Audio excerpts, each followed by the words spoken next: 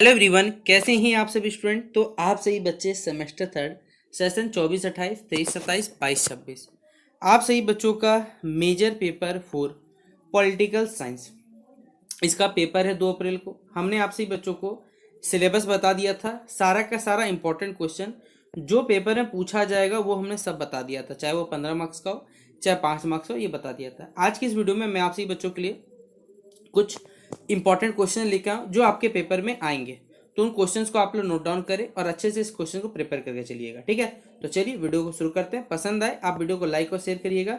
Channel पे new है channel subscribe कर लीजिएगा, साथ में बेल आइकन पे क्लिक कर लीजिएगा ताकि इसी प्रकार जब हमारा न्यू वीडियो आएगा सबसे पहले आपको अपडेट मिल जाएगा। डिस्क्रिप्शन बॉक्स में Telegram, Facebook, Twitter, Insta link available है, जहाँ फॉलो करना चाहिए कर सकते हैं, ठीक है। ये हमने आपको सारा का सारा क्वेश्चन पेपर दिखा दिया था। तो एक बार आप में से जो भी बच्चे नहीं देखें तो प्रीवियस वीडियो को जाके देख लीजिएगा, उसमें सारा का सारा इंपॉर्टेंट क्वेश्चन बता दिया था। आज का पहला सवाल हमारा शुरू होगा, वो होगा धर्म सुधार आंदोलन। ये क्वेश्चन हमेशा से इंपॉर्टेंट मेरा, याद रखिएगा, ठीक है। धर्म सुधार आंदोलन क्या था, इसके क्या कारण थे और इसके जो रिजल्ट्स आए यानी परिणाम जो थे, इसका विश्लेषण करने बोला जा सकता है। ये 15 मार्क्स के लिए बहुत ही ज़्यादा इंपॉर्टेंट क्वेश्चन है। तो चलिए शुरुआत करते हैं इस क्वेश्चन से हम लोग। तो धर्म सुधार आंदोलन, ठीक है, यूरोप के इतिहास का अगर कहा जाए तो एक बहुत ही महत्वपूर्ण हिस्सा या घटना है जो कि 16वीं शताब्दी में धार्मिक, सामाजिक, राजनीतिक हो और आर्थिक क्षेत्रों में एक गहरा परिवर्तन लेकर आया। यह आंदोलन बेसिकली जो कैथोलिक चर्च जो थे उनकी बुराइयां और भ्रष्टाचार के विरुद्ध में शुरू हुआ था। इस आंदोलन ने केवल ईसाई धर्म को विभाजित किया बल्कि जो आधुनिक यूरोप है उसके निर्माण की दिशा में भी क्या कि जो निर्माण का दिशा है उसको भी यहाँ पर निर्धारित करने का कार्य किया। तो ये था पहले इसका बेस हमने बना दिया आपको कि धर्म सुधार आंदोलन क्या था। एक इतिहास की घटना है जो कि 16वीं शताब्दी का घटना लगभग हमारे पास है, जिसने कैथोलिक चर्च की जो बुराई हो गया भ्रष्टाचार के खिलाफ विरोध शुरू किया था और ईसाई धर्म को कुछ भागों में विभाजित किया, जो कि मॉडर्न जो यूरोप है उसका कह सकते निर्माण में एक पत्थर साबित हुआ। अगला पॉइंट बताया हुआ है कि मध्यकालीन यूरोप में जो चर्च है उसकी स्थिति जो है अत्यंत ही शक्तिशाली थी। पोप जो रहते हैं, जो चर्च के जो बेसिकली जो कैसे पादरी जिस हिंदी में कहा जाता है पोप जो कहते हैं, उनको ईश्वर का प्रतिनिधि माना जाता है और उनकी आज्ञा का पालन सभी करना पड़ता है। चर्च के पास विशाल भूमि है, धन है, राजनीतिक प्रभाव था। धीरे धीरे यह संस्था अपने जो मूल उद्देश्य था भटक गया कि सबका सेवा का नहीं, अब उसे कई प्रकार की बुराइयां उत्पन्न होगी। यही बुराइयां बेसिकली धर्म सुधार आंदोलन के कारण के रूप में बन गई है। तो आइए धर्म सुधार आंदोलन के जो कारक हैं, पहला है चर्च का भ्रष्टाचार बढ़ना और उसका नैतिक पतन होना हमारे पास, ठीक है। तो धर्म सुधार आंदोलन में सबसे प्रमुख कारणों में से एक है हमारे पास है भ्रष्टाचार, ठीक, करप्शन। जो चर्च या पादरी वर्ग जो थे उनमें धार्मिक जीवन के आदर्शों को उन्होंने त्याग दिया था। अब वो विलासिता मतलब महंगी महंगी शौक की और ऐश्वर्य पूर्ण जीवन व्यतीत जीते थे। धार्मिक जो पदों की जो खरीद फरोख्त होती थी वो आम बात थी। चर्च के अधिकारी अब क्या करते हैं, अपने कर्तव्यों को जो पालन रहता वो भी नहीं करते थे। इस कारण आम जनता पर चर्च पर क्या होने विश्वास उठने लगा और लोगों में एक असंतोष की भावना जन्मने लगी। दूसरा क्या था, इंद्रिय पत्र, ठीक है, की पता देखिए, चर्च द्वारा पापों को क्षमा करने के लिए धन लिया जाता था जिसे इंद्रिय पत्र कहा जाता था। लोगों को यह विश्वास दिलाया जाता था कि पैसे देकर आपका जो पाप है वो समाप्त हो सकता है। यह धार्मिक जो भावना वो लोगों यह धार्मिक भावना का शोषण करना था। इस प्रथा का सबसे पहले जो विरोध है, आपने नाम सुना होगा मार्टिन लूथर जी का, उन्होंने सबसे पहले इस चीज का विरोध किया। उन्होंने 1517 में 95 थीसिस जारी कर दी जिसमें चर्च की आलोचना की, जो बेसिकली आंदोलन का सबसे प्रारंभिक बिंदु के रूप में माना जाता है, ठीक है। फिर था पुनर्जागरण का प्रभाव, रेनेसेंस का इफेक्ट कह सकते हैं। तो पुनर्जागरण ने लोगों के विचारों में क्या किया, क्रांतिकारी परिवर्तन लेकर आया। मानवतावाद का विकास हुआ, तर्क और विवेक का कह सकते महत्व को समझाया गया। अंधविश्वास और जो परंपराएं थी वो लोगों पर प्रश्न उठने लगे। इसने चर्च की जो गलत नीतियां थे उसका विरोध करना शुरुआत हो चुका था हमारे पास। अगला है छापा खाने का आविष्कार। देखिए, जोहान्स गुटेनबर्ग ने छापे खाने के आविष्कार से आंदोलन को और क्या कर दिया, गति दे दिया था। बाइबल का जो अनुवाद है बेसिकली वो स्थानीय लोकल लैंग्वेजेस में हुआ। आम जनता अब स्वयं क्या कर सकती थी, धार्मिक जो ग्रंथ है वो पढ़ने लगी थी। सुधारकों के विचार जो है तेजी से फैलने लगे थे। इससे चर्च की जो ज्ञान पर एकाधिकार था वो क्या हो गया, समाप्त होने लगा, ठीक है। पांचवा कारण है राजनीतिक कारण, जैसे राजा और शासक चर्च की शक्ति बढ़ने से असंतुष्ट थे। पोप जो है राजनीतिक मामलों में हस्तक्षेप करता था। चर्च जो है टैक्स वसूलता था और राजाओं को शक्ति की चुनौती देता था। इसलिए कई शासकों ने भी इसलिए क्या किया, इस धर्म सुधार आंदोलन का समर्थन किया ताकि वो अपनी सत्ता को और मजबूत कर सके। अगर हम बात करें आर्थिक कारणों में से, तो चर्च द्वारा जो एक्स्ट्रा जो टैक्स वसूला जाता था और इससे आम जनता परेशान था। इसलिए क्या किया गया, और ये जो धन लोगों को पाप मिटाने के लिए लिया जाता था, उससे अच्छा खासा धन इकट्ठा होता था। तो चर्च के पास बहुत ज़्यादा संपत्ति था। इससे आर्थिक असमानता बढ़ी और कहा जा सके लोगों में एक विरोध की जो भावना है यह उत्पन्न होने लगी। तो ये थे धर्म सुधार आंदोलन के कारण बताया गया। अब इसके परिणाम क्या हुए हमें ये बताना है, ठीक है। इसके जो रिजल्ट्स क्या क्या हुए ये बताता है ये। चलिए, पहला है ईसाई धर्म का क्या हुआ, विभाजन हुआ। धर्म सुधार आंदोलन का सबसे बड़ा परिणाम यह है कि ईसाई धर्म दो भाग में बढ़ गया। पहला था कैथोलिक और दूसरा था प्रोटेस्टेंटिज्म। प्रोटेस्टेंट बेसिकली धर्म के अंतर्गत कोई नए संप्रदाय विकसित हुए जिसे लुथरिज्म और कैल्विज्म कहा जाता था। इसमें धार्मिक एकता क्या हो गई, समाप्त हो गई। दूसरा पॉइंट है धार्मिक युद्ध और संघर्ष। देखिए, धर्म सुधार आंदोलन के बाद यूरोप में कई यहाँ पर धार्मिक युद्ध हुए। कैथोलिक और प्रोटेस्टेंट के बीच संघर्ष हुआ। 30 साल तक का जिसे युद्धों में भारी यहाँ पर जनहानि हुई। हालांकि इन संघर्षों के बाद धार्मिक जो सहिष्णुता है उसका विकास हुआ। राष्ट्र राज्यों का क्या हुआ, यहाँ पर उदय हुआ। धार्मिक सुधार आंदोलन के परिणाम से क्या हुआ, चर्च की जो शक्ति तो कम हो गई और राजाओं की जो शक्ति बढ़ चुकी थी। राय स्वतंत्र हो चुके थे। राष्ट्रीय भावना यानी नेशनलिज्म जो था वो लोगों के बीच में एक अफेक्ट दे चुका था। इससे आधुनिक जो हमारा राष्ट्र राज्य यानी नेशन जो स्टेट है इसकी अवधारणा विकसित हो चुकी थी। शिक्षा और जागरूकता का विकास हो रहा था। बाइबल पढ़ने की आवश्यकता कारण शिक्षा का महत्व बढ़ा। विद्यालय विश्वविद्यालय स्थापित हुए। इससे समाज में साक्षरता जो दर है, लिटरेसी रेट है और लोगों के बीच जागरूकता वो बढ़ी। पूंजीवाद का विकास हुआ। प्रोटेस्टेंट विचारधारा विशेषकर कहा जाए जॉन कैल्विन के सिद्धांतों ने मेहनत, बचत और अनुशासन को बढ़ावा दिया। इससे आर्थिक विकास हुए और पूंजीवाद यानी कैपिटलिज्म को क्या हुआ, प्रोत्साहन इससे मिला हमारे पास। कैथोलिक सुधार आंदोलन हुआ, काउंटर रिफॉर्मेशन हुआ, जिससे माध्यम से चर्च ने अपनी गलतियों को सुधारने के लिए कई यहाँ पर प्रयास किए थे, जिनमें अगर कहा जाए तो काउंसिल ऑफ टोरेंट के माध्यम से ही सुधार किए गए। सोसाइटी ऑफ जीसस की स्थापना की गई। शिक्षा और मिशनरी कार्यों पर जोर दिया गया। इससे कैथोलिक चर्च क्या वो फिर से मजबूत होने स्टार्ट हुए।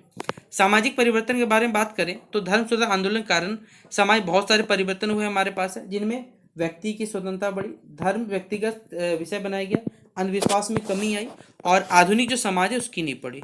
तो धर्म सुधार आंदोलन कहा जाए यूरोप के इतिहास में एक महत्वपूर्ण मोड़ था। इसने न केवल बेसिकली धार्मिक व्यवस्था को बदला बल्कि जो सामाजिक, राजनीतिक और आर्थिक क्षेत्रों में भी व्यापक इसमें परिवर्तन लेकर आया। इस आंदोलन ने चर्च की जो एकाधिकार प्राप्त जो अधिकार था उनको समाप्त किया और व्यक्ति की स्वतंत्रता को बढ़ावा दिया और आधुनिक युग की शुरुआत की। इस प्रकार कह सकते हैं कि धर्म सुधार आंदोलन बेसिकली जो मध्यकालीन यूरोप में, आधुनिक यूरोप में परिवर्तन करने में एक महत्वपूर्ण भूमिका दिलाई थी। ये हमारे पास इसका आंसर था। तो ये पहला क्वेश्चन था जो 15 मार्क्स के लिए आपसे ही बच्चों को पेपर में पूछा जाएगा। मोस्ट इंपॉर्टेंट सवाल में आपसे ही बच्चों को उसको रखिएगा, ठीक है। अगला सवाल है आपसे ही बच्चों के लिए, पुनर्जागरण से आप क्या समझते हैं, रेनिसेंस से कहा जाता है, और इसकी प्रमुख विशेषताओं पर प्रकाश डाले और इसके जो प्रभाव उन पर चर्चा करें। आइए जानते हैं। तो पुनर्जागरण से क्या आशय है। पुनर्जागरण यानी रेनेसेंस का शाब्दिक अर्थ है पुनर्जन्म या फिर से जागरण होना बेसिकली, ठीक है। यह जो अगर कहा जाए यह शब्द जो है 14वीं शताब्दी से लेकर 17वीं शताब्दी के बीच में यूरोप में एक सांस्कृतिक, सामाजिक और बौद्धिक आंदोलन था, जिसने क्या किया, जो मध्यकालीन युग में धार्मिक और जो पारंपरिक लोगों का जो दृष्टिकोण था उसको चुनौती देकर, अगला पॉइंट है यहाँ पर, आधुनिकता की और मॉडर्नाइजेशन की नींव रखी। यह आंदोलन कला, साहित्य, विज्ञान और दर्शन के क्षेत्रों में क्रांतिकारी बदलाव का प्रतीक बना। पुनर्जागरण ने मानवतावाद को, तर्कशीलता हो गया, वैज्ञानिक हो गया, इस दृष्टिकोण को बढ़ावा दिया। अब इसकी प्रमुख कुछ विशेषताएं थी, जिससे पहला हमारे पास समझा जा सकता है मानवतावाद, ह्यूमनिज्म। पुनर्जागरण का सबसे महत्वपूर्ण सिद्धांत है मानवतावाद। इसने मानव को सृष्टि का एक केंद्र माना गया और उसकी जो क्षमताएं हैं, उपलब्धियां, जीवन के महत्व पर जोर दिया। धार्मिक रूढ़ियों के बजाय मानव के जीवन को समझने और सुधारने का यहाँ पर प्रयास किया गया। अगर हम बात करें वैज्ञानिक दृष्टिकोण और तर्कशीलता में, पुनर्जागरण ने वैज्ञानिक चिंतन और तर्कशीलता को बढ़ावा दिया। गैलीलियो हो गया, कोपरनिकस हो गया, न्यूटन जैसे वैज्ञानिकों ने अपने अनुसंधान से प्राकृतिक जो नियम है उनको समझाया और धार्मिक विश्वासों को चुनौती दी। इस युग में बेसिकली खगोल शास्त्र हो गया, चिकित्सा, भौतिकी, फिजिक्स, केमिस्ट्री, मैथ, इस सभी की भागीदारी जो क्रांतिकारी प्रगति हुई। कलात्मक अगर पुनर्जागरण हुआ, पुनर्जागरण ने कला के क्षेत्र में कई नई ऊंचाइयों को छुआ, जिनमें माइकल एंजेले हो गया, लियोनार्डो दा विंची हो गया, राफेल हो गया जैसे कलाकारों ने यथार्थवादी और सौंदर्य जो परख कला का सृजन किया। पेंटिंग और मूर्ति में मानव शरीर की संरचना हो गई और प्रकृति का यथार्थवाद चित्रण यहाँ देखने को मिला। साहित्य और भाषा का यहाँ विकास हुआ। पुनर्जागरण के दौरान साहित्य के में नई विचारधारा का उदय हुआ। दांते, पेट्रॉक, शेक्सपियर जैसे कई लेखकों ने स्थानीय भाषा में अपनी जो उत्कृष्ट संरचनाएं वो लिखी। साहित्य से मानव जीवन, प्रेम, संघर्ष और समाज के यथार्थ चित्रण पे जोर दिया गया। धर्म और सुधार आंदोलन हमारे पास है। पुनर्जागरण से जो धार्मिक कट्टरता है और जो पाखंड को चुनौती दी गई। सुधार आंदोलन जैसे प्रोटेस्टेंट रिफॉर्मेशन से चर्च की सत्ता और रूढ़िवादिता को जोड़ दिया गया। व्यक्तियों को अपने धर्म और आस्था को तत्संगत दृष्टिकोण समझाने का एक अधिकार मिला। शिक्षा और ज्ञान का प्रसार हुआ। देखिए, पुनर्जागरण के युग में शिक्षा का व्यापक प्रचार प्रसार हुआ।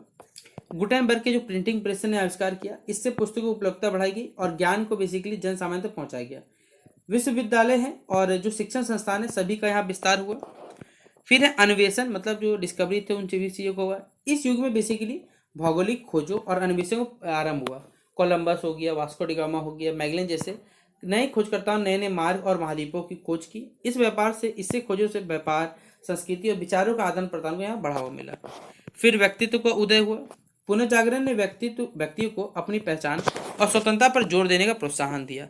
समाज और धर्म के बंधनों से मुक्त होकर लोगों ने अपनी महत्वाकांक्षाओं और रुचियों को पालन किया। प्राकृतिक और यथार्थवादी दृष्टिकोण। कला और साहित्य के क्षेत्र में कहा जाए तो प्रकृति और यथार्थ को विशेष महत्व दिया गया। मानव जीवन, उसकी भावना और संघर्षों का चित्रण सजीव और वास्तविकता निकट किया गया। इस प्रकार हम कह सकते हैं पुनर्जागरण की ने यूरोप में एक नई सांस्कृतिक और बौद्धिक चेतना को जन्म दिया। इसने न केवल मानवता को प्राचीन रूढ़िवादी से मुक्त किया, बल्कि आधुनिकता, विज्ञान और प्रगतिशील विचारधारा को नींव रखी। पुनर्जागरण का प्रभाव हम लोग आज भी देखते हैं, कला, साहित्य, विज्ञान और हर क्षेत्र में दिखा सकता है। अब इसके प्रभाव के बारे में बात करें तो पुनर्जागरण का जो प्रभाव है न केवल कला में और साहित्य पर पड़ा, बल्कि ये धर्म हो गए, विज्ञान हो गया, राजनीति और समाज के अन्य क्षेत्रों पर गहरा प्रभाव था। धर्म और समाज में धर्म सुधार आंदोलन ने धार्मिक कट्टरता को जन्म दिया।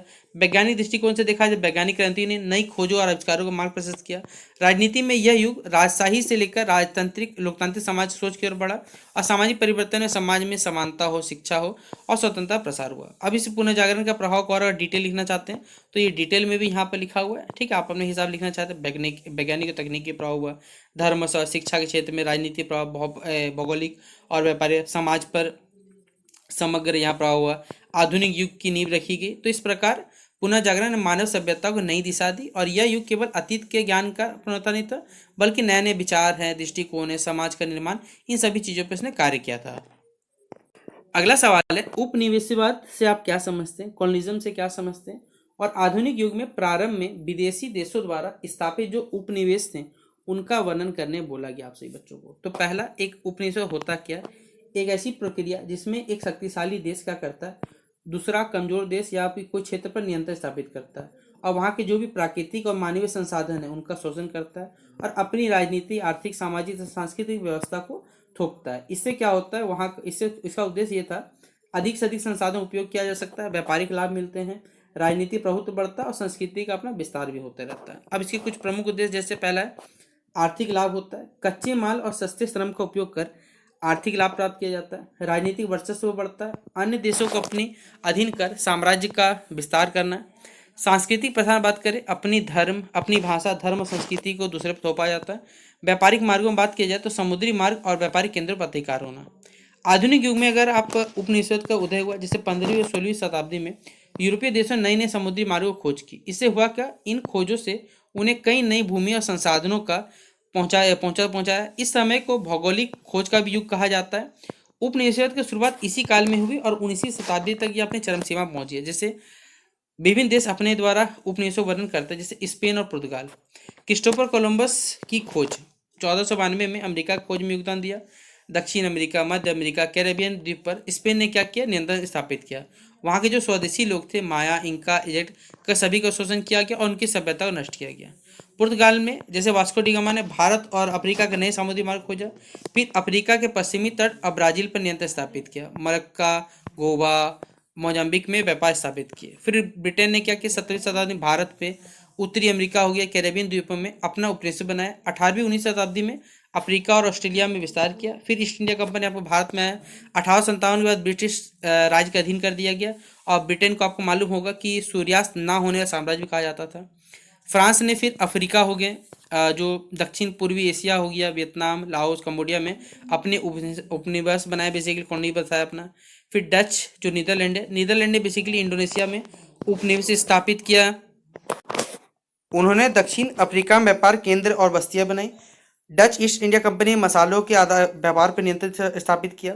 जर्मनी और इटली ने बेसिकली कहा जाए, जर्मनी 19वीं शताब्दी में नामीबिया, कैमरून और तंजानिया में उपनिवेश बनाए। इटली ने लीबिया और इथोपिया में अपना उपनिवेश स्थापित किया। फिर इस पर रूस का कहानी दिया हुआ है। फिर है अमेरिका। अब इसके देखिए क्या क्या प्रभाव है, हर चीज़ का देखिए पॉजिटिव और नेगेटिव इम्पैक्ट दोनों ही होता है। तो पहला सकारात्मक प्रभाव हुआ, आधुनिक शिक्षा और प्रशासन जो था वो विकास हुआ, बुनियादी ढांचा विकसित हुआ, वैश्वीकरण की तरफ लोग बढ़े। फिर नकारात्मक आर्थिक शोषण किया गया, संस्कृति का विनाश हुआ और राजनीतिक अस्थिरता हुई और गरीबी और असमानता लगातार बढ़ती चली गई। तो उपनिवेशवाद ने बेसिकली दुनिया के इतिहास को गहराई से प्रभावित किया। यह औद्योगिक और साम्राज्यवादी शक्तियों के विस्तार का माध्यम था।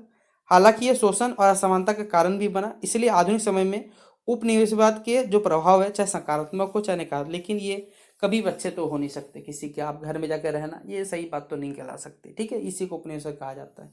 तो ये थे आप सभी बच्चों के मेजर पेपर 4 हिस्ट्री के पेपर में आने वाले 3 इंपॉर्टेंट क्वेश्चन जो हमने आपको बता दिए, जो कि 15 मार्क्स के लिए इंपॉर्टेंट है।